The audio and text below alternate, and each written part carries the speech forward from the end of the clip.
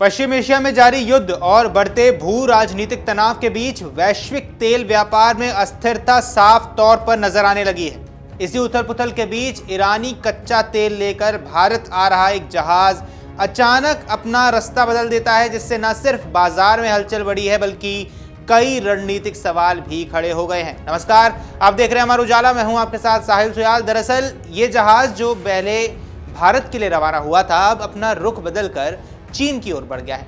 अगर ये खेप भारत पहुंच जाती तो मई 2019 के बाद पहली बार भारत द्वारा ईरानी कच्चे तेल की खरीद होती। एक ऐसा कदम जिससे ऊर्जा सुरक्षा और कूटनीतिक संतुलन दोनों के नजरिए से बेहद महत्वपूर्ण माना जा रहा था।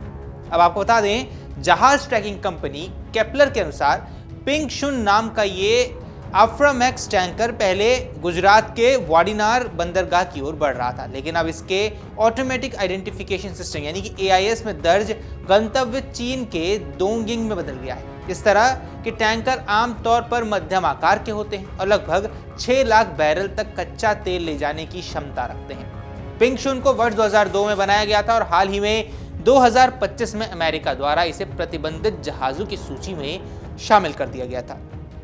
हालांकि यहाँ ये ध्यान रखना जरूरी है कि AIS में दर्ज गंतव्य हमेशा अंतिम नहीं होता है। कई बार जहाज यात्रा के दौरान भी अपना गंतव्य बदल लेता है। इस जहाज के अचानक मार्ग बदलने के पीछे कई कारण हो सकते हैं, लेकिन सबसे बड़ा कारण भुगतान व्यवस्था से जुड़ी जटिलताएं मानी जा रही हैं। ऊर्जा क्षेत्र के विश्लेषकों की माने तो पहले जहां ईरानी तेल विक्रेता खरीदारों को 30 से 60 दिन का क्रेडिट देते थे, अब वे तत्काल या बहुत कम समय से भुगतान की मांग कर रहे हैं। ऐसे में भारतीय रिफाइनरियों के लिए यह सौदा व्यावसायिक रूप से कम आकर्षक हो सकता है। यही वजह है कि जहाज ने भारत के बजाय चीन का रुख किया है, जहां भुगतान की शर्तें संभवतः अधिक अनुकूल हों। अब यह भी स्पष्ट नहीं है कि इस विशेष खेप का वास्तविक खरीदार और विक्रेता आखिर कौन है। वाडीनार, जहां ये जहाज पहुंचने वाला था, भारत के प्रमुख रिफाइनिंग हब में से एक है, जहां स्थित नायरा एनर्जी की रिफाइनरी, जिसकी सालाना क्षमता करीब 2 करोड़ टन है, रूसी तेल कंपनी रोसनेफ्ट के समर्थन से संचालित होती है। ऐसे में यह संभावना जताई जा रही थी कि ये खेप इसी रिफाइनरी के लिए हो सकती है, लेकिन आधिकारिक पुष्टि अभी तक नहीं हो पाई है। अब जहां विशेषज्ञों का कहना है कि ईरानी तेल के साथ इस तरह यात्रा के दौरान गंतव्य बदलना कोई नई बात नहीं है, लेकिन मौजूदा परिस्थिति में यह बदलाव ये दिखाता है कि सिर्फ लॉजिस्टिक्स ही नहीं बल्कि वित्तीय जोखिम और भुगतान शर्तें भी व्यापार के बड़े निर्णायक कारण बन गए हैं। यदि भुगतान से जुड़े मुद्दे सुलझ जाते हैं तो ये संभव है कि ये खेप या भविष्य की अन्य खेपें फिर से भारत की ओर रुख कर सकती हैं। अब भारत और ईरान के बीच तेल व्यापार का इतिहास काफी पुराना और मजबूत रहा है। भारत लंबे समय तक ईरानी कच्चे तेल का एक बड़ा खरीदार भी रहा है। इसकी एक बड़ी वजह यह थी कि भारतीय रिफाइनरियां ईरान लाइट और ईरान हेवी जैसे ग्रेड के तेल को प्रोसेस करने के लिए अनुकूलित थी। इसके अलावा ईरान भारत को बेहतर व्यावसायिक शर्तें भी देता था, जैसे कि लंबा क्रेडिट पीरियड या सस्ती शिपिंग। हालांकि 2018 में जब अमेरिका ने ईरान पर कड़े प्रतिबंध लगाए तो भारत को भी अपने आयात को रोकना पड़ा।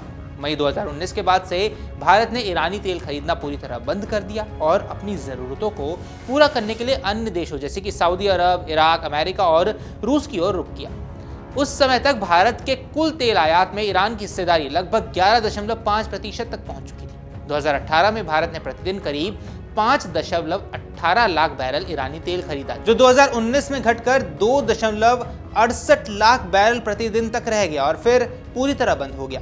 हाल ही में अमेरिका ने ईरानी तेल के समुद्र में मौजूद खेप की खरीद पर 30 दिन की अस्थायी छूट दी है, जिसका उद्देश्य वैश्विक तेल कीमतों को नियंत्रित करना था। अब यह छूट 19 अप्रैल तक वैध है। अनुमान के मुताबिक समुद्र में मौजूद टैंकरों पर करीब 9.5 करोड़ बैरल ईरानी तेल है, जिसमें से लगभग 5.1 करोड़ बैरल भारत जैसे संभावित खरीदारों के लिए उपयुक्त माना जा रहा है। पिंगशुन में लदा करीब 6 लाख बैरल तेल भी इसी श्रेणी में आता है, जिसे मार्च के शुरुआती दिनों में ईरान के खर्ग द्वीप से लादा गया था। लेकिन इस पूरे समीकरण में सबसे बड़ी बाधा भुगतान व्यवस्था बनी हुई है। ईरान को वैश्विक बैंकिंग प्रणाली यानी स्विफ्ट से बाहर कर दिया गया है, जिससे अंतर्राष्ट्रीय लेन देन बेहद मुश्किल हो गया है। पहले भारत ईरान से तेल की खरीद यूरो में तुर्की के एक बैंक के माध्यम से करता था, लेकिन अब यह रास्ता भी बंद हो चुका है। 2012 में यूरोपीय संघ के प्रतिबंधों के बाद ईरान को स्विफ्ट से अलग कर दिया गया था और 2018 में अमेरिकी प्रतिबंधों के बाद स्थिति और ज्यादा सख्त हो गई। अब इसका सीधा असर यह हुआ कि ईरान के लिए अंतर्राष्ट्रीय व्यापार, खासकर तेल निर्यात से जुड़े भुगतान बेहद जटिल हो गए और जोखिम भरे भी हो गए, जहां विदेशी मुद्रा भंडार तक पहुंच भी सीमित हुई, जिससे वो खरीदारों के साथ पहले जैसे लचीले शर्तें नहीं दे पा रहा है।